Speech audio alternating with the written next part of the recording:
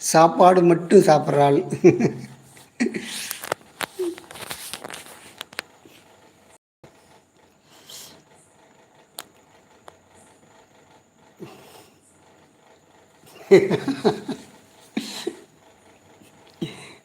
நல்ல சூசகமாக கேள்வி கேட்குறீங்கப்பா.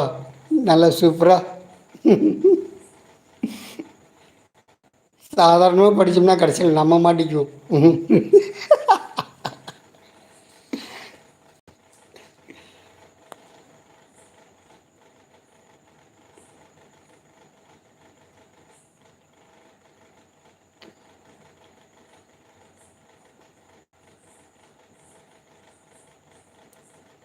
அதுதான் நான் புரிஞ்சுக்கிட்டு நான் சொல்லிட்டேனே. நீங்கள் சாப்பிட்டீங்களான்னு கேட்டேன். ஆமாம், அதை தான் நான் புரிஞ்சுக்கிட்டேனே. சாப்பிட்டீங்களா அப்படின்னா